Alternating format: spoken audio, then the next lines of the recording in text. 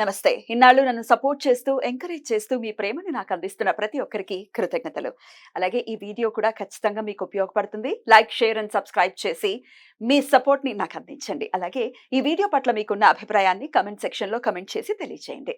ఇప్పుడు వీడియోని చూద్దాం.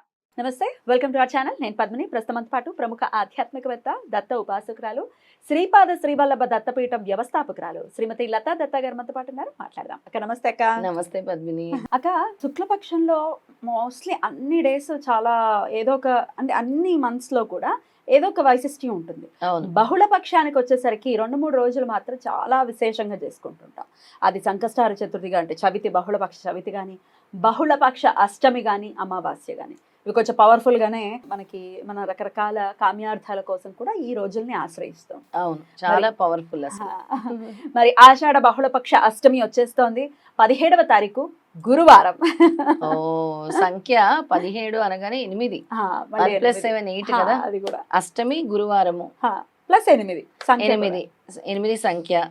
ఆ రోజు రేవతి నక్షత్రం కాబట్టి సర్వార్థ సిద్ధి యోగం కూడా ఏర్పడుతుంది.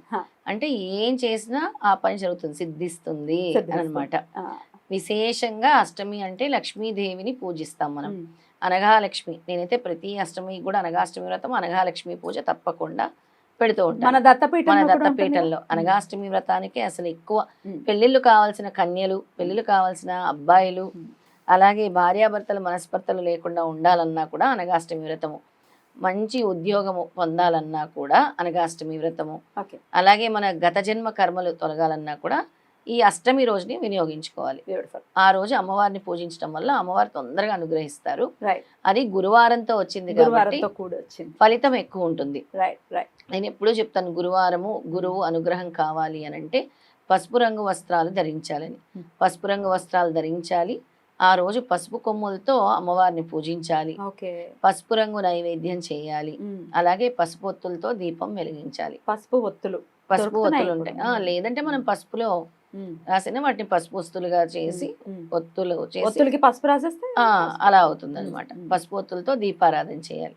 తొందరగా అనుగ్రహించాలి అమ్మవారు అని అంటే అలాగా అష్టమిని ఆ విధంగా చేయాలి. అనఘాస్వామి, అనఘాలక్ష్మి అష్టోత్తరం చదువుకోవచ్చు. అలాగే ఇంకొక మంత్రం ఇస్తాను. ఆ మంత్రం జపం చేసుకున్న తర్వాత 11 పసుపు కొమ్ములు అమ్మవారి దగ్గర ఉంచండి. ఉంచి తర్వాత ఏదైతే 108 సార్లు నేను మంత్రం చెప్తానో అది పసుపుతో చేసుకోండి. పసుపు వేస్తూ అమ్మవారి దగ్గర చేసుకోండి. పసుపు అంటేనే లక్ష్మీ కారకం, అందులో సందేహం లేదు. పసుపు కానీ కుంకుమ కానీ ఇవన్నీ లక్ష్మీ కారకాలు. ఇవన్నీ చాలా. అయితే గురువు అనుగ్రహం కోసం కూడా పసుపునే చెప్తూ ఉంటాం. అవును. అంటే మరి గురువారం వచ్చిందని పసుపు చెప్తున్నారా, లేకపోతే ఇంకేమైనా సిగ్నిఫికెన్స్ ఉందా దీనికి? గురువారం వచ్చింది కాబట్టి ఆ సర్వార్థ సిద్ధి యోగము యోగించాలి కాబట్టి అష్టమి కూడా అమ్మవారికి చాలా ప్రీతికరము. మనం ఏది అడిగితే ఆ వరం అమ్మవారు ఇస్తుంది కాబట్టి గురువారంతో కలిసి వచ్చింది కాబట్టి పసుపుతో చేస్తే కలిసి వస్తుంది అని చెప్తున్నాను. ఆ పసుపులో కొద్దిగా సుగంధ పరిమళాలు, సుగంధ ద్రవ్యాలు అంటే కూడా అమ్మవారికి చాలా ఇష్టం. వెలిగించే దీపంలో ఒక 2 లవంగాలు, 2 యాలకులు వేసుకోండి. అలాగే జవ్వాది తీసి అమ్మవారికి సమర్పించండి. ఆ రోజు జవ్వాది సమర్పిస్తే చాలా ఇష్టం అమ్మవారికి. వీలైతే 2 తామర పూలు, ఎక్కువ అవసరం లేదు, 2 తామర పూలు కానీ 3 తామర పూలు కానీ అమ్మవారికి సమర్పించండి. ఆ మంత్రాన్ని ఇప్పుడు చెప్తాను. ఆ మంత్ర జపం చేస్తూ పసుపుతో అర్చన చేయండి. అంటే మామూలు పసుపుతో మాత్రం అర్చన చేసి కొమ్ముల్ని ఎలా పెట్టమంటారు? పసుపు కొమ్ముల్ని పెట్టమంటున్నారు కదా. అవును, పసుపు కొమ్ములు మీరు దండలా చేసైనా చిన్న పటముంటే అమ్మవారికి వేయొచ్చు, లేదా 11 పసుపు కొమ్ములు అక్కడ అమ్మవారికి సమర్పించవచ్చు. ఈ మంత్రం చదువుతూ అయినా సమర్పించవచ్చు. ఒక్కొక్కసారి 11 సార్లు చేసేసి తర్వాత పసుపుతో చేసుకోండి ఆకు మీరు. అలా చేయొచ్చు. ఒకసారి చెప్పండి. ఓం హ్రీం శ్రీం శ్రీం శ్రీం శ్రీం శ్రీం శ్రీం అంటే 6 శ్రీములు. 6 అంటే శుక్రుడు కదా. శ్రీం శ్రీం శ్రీం లక్ష్మి మమ గృహే ధనం పూరే పూరే. అలాగే చింత దూరే దూరే నమః. మరొకసారి చెప్తాను. ఓం హ్రీం శ్రీం శ్రీం శ్రీం శ్రీం శ్రీం శ్రీం లక్ష్మీ మమ గృహే ధనం పూరే పూరే చింత దూరే దూరే నమః. మాకు లక్ష్మీదేవి నువ్వు చింతల్ని దూరం చెయ్యి అని దాని యొక్క అర్థం అన్నమాట.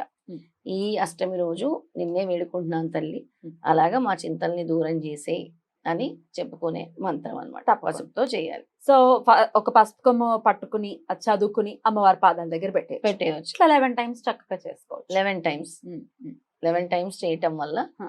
చాలా చాలా శుభం జరుగుతుంది. ఆ పసుపు కొమ్ముల్ని తర్వాత ఏం చేయమంటారు అక్క? పసుపు కొమ్ముల్ని తీసి మనము వినియోగించుకోవచ్చు, మన దగ్గర పెట్టుకోవాలి పూజ గదిలో, అసలు బీరువాలో పెట్టుకోవచ్చు. ఆకర్షణ పసుపు కొమ్ము, నేను ఎప్పుడు అందరూ చెప్తాను, పసుపు కొమ్ము, ఒక వక్క, పచ్చ కర్పూరము, ఇలాంటి దైవిక వస్తువులు మీ పూజ గదిలో ఉండాలి, మీ బీరువా అలమారాల్లో ఉండాలి, మీ వ్యాలెట్ లో కూడా ఉండాలి చిన్న చిన్న పసుపు కొమ్ములు. తర్వాత మీకు వద్దన్నప్పుడు అవి ఎలాగో పుచ్చుతాయి, ఎలాగో పురుగు పడుతుంది కాబట్టి వద్దన్నప్పుడు తర్వాత చక్కగా ఈ మొక్కల్లో వేయటం, నీటిలో కలిపేయటం చేసేయచ్చు. రైట్. అలా అయితే ఈ పసుపు కొమ్ముల్ని వ్యాపారం చేసుకునే వాళ్ళు వాళ్ళ గల్లపెట్టెలో కూడా వేసుకోవచ్చు కదా అక్క? తప్పకుండా వేసుకోవచ్చు. నేను చెప్పాను కదా, ఒక్క పసుపు కొమ్ము, పచ్చ కర్పూరము, గోమతి చక్రాలు, అలాగే లక్ష్మీ గవ్వలు వేసుకుంటే వ్యాపార వృద్ధి జరుగుతుంది. అలాగే పద్మిని, అష్టమి రోజు ఎవరైనా మీ ఇంటికి సువాసినీలు వస్తే అమ్మవారుగా భావించి పసుపు కుంకాలు ఇచ్చి, కాళ్ళకి పసుపు రాసి, గాజులుంటే కొత్త గాజులు ఇచ్చి, వాళ్ళకి ఏదైనా మీరు ఒక బ్లౌజ్ పీసో చిన్న గిఫ్ట్లు ఏమైనా ఇంట్లో ఉన్నా సమర్పిస్తే చాలా మంచిది అనమాట. సంతోషపడాలి end of the day. అసలు అమ్మవారి కాళ్ళకి- స్వరూపంగా భావించాలి. కాళ్ళకి పసుపు ఎవరు రాస్తున్నారు? రాస్తామంటే గోరుకి రాయండి అంటారు. గోరికి ఒక గోరుకి చాలండి అని. పసుపు ఎంత అందంగా ఉంటాయి కాళ్ళు అయితే చెప్పొద్దు అసలు. అసలు వరలక్ష్మి వ్రతంలో చేసే విధానం ఏంటి పద్మిని? అవును. అందరినీ పేరెంటాలకు పిలవాలి, కాళ్ళకి పసుపు రాయాలి, అలా అందరు కలిపి సామూహికంగా ఈ విధంగా పండుగ చేసుకుంటే అమ్మవారు ఒక ప్రదక్షిణకి గజ్జలు, ఒక ప్రదక్షిణకి బంగారు గాజు. అవును, వరలక్ష్మి వ్రతం కదా కదా, ఏముంటుంది? అదే కదా. అష్టమి రోజు కూడా అందుకే చెప్తారనమాట, ఎవరైనా మీ ఇంటికి వచ్చినా లేదా మీకు చాలా చాలా ఇబ్బందుల నుంచి మీరు బయటపడాలంటే సువాసిని పూజ చక్కగా మీ ఇంటికి ముగ్గురిని పిలిచి, లేదా మీకు స్తోమత ఉంటే ఒక్కరినే పిలిచి అమ్మవారి రూపంలో భావించి ఆవిడికి చక్కటి భోజనం పెట్టి దక్షిణ తాంబూలాలు ఇచ్చి కాళ్ళకి పసుపు రాసి ఏదో ఒకటి ఆవిడికి సమర్పించండి. మీకున్న దాంట్లోనే ఒక జాకెట్ ముక్క, చిన్న గిఫ్ట్, ఏదో ఒకటి సమర్పించండి. బ్యూటిఫుల్ అక్క, ఖచ్చితంగా. అయితే అష్టమి రోజు వస్తున్నటువంటి ఈ స్పెషల్ బ్యూటిఫుల్ అక్క. అష్టమి రోజు గురువారంతో కూడిన అష్టమి కాబట్టి ప్రతి ఒక్కరు కూడా వినియోగించుకోవాలి. ఇక కాలాష్టమిగా కూడా చేసుకుంటారు. అవును, కాలాష్టమి మరొకసారి గుర్తు చేద్దాము. కాలాష్టమిని ఎలా చేసుకోవచ్చు? కాలాష్టమి రోజు నేను ఎప్పుడు చెప్తాను, కాలభైరవుడిని గుర్తు చేసుకోండి, కాలభైరవ అష్టకం చదువుకోండి. నేను ఎప్పుడు అష్టమి రెమెడీ చెప్తాను. కాలాష్టమి వచ్చినప్పుడు స్వామికి, కాలభైరవుడికి ఏదైతే నెగిటివ్ ఎనర్జీగా మీరు ఇంట్లో భావిస్తారో అది మీరు కొన్ని మిరియాలు, కొన్ని తెల్ల ఆవాలు ఈ కాలభైరవ అష్టకం చదివిన తర్వాత ఒక 3 సార్లు అలా చదివిన తర్వాత కర్పూరం వెలిగించి అందులో వేసేసి ఆపేయండి. అంటే ఆ నెగిటివిటీ అనేది బర్న్ అయిపోతుంది అనమాట, పోతుంది.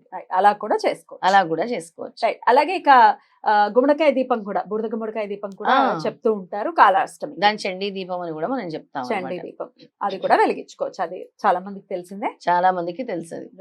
అద్భుతంగా చాలా బ్యూటిఫుల్ గా ఎక్స్ప్లెయిన్ చేశారు. ఇక శ్రీపాద శ్రీవల్లభ దత్తపీఠంలో కూడా చక్కగా అనఘాష్టమి వ్రతం కూడా జరుగుతుంది. ఈసారి చక్కగా గురువారం వచ్చింది కాబట్టి అందరూ కూడా వినియోగించుకోండి. రైట్ అక్క, మరి రిజిస్టర్ చేసుకోవాల్సి ఉంటుంది. రావాలి పూజ చేసుకోవాలి అనుకుంటే రిజిస్టర్ చేసుకోవాల్సి ఉంటుంది. లత గారి నంబర్ కి కాల్ చేసి రిజిస్టర్ చేసుకోండి. రైట్ అక్క, thank you so very much. నమస్తే. నమస్తే.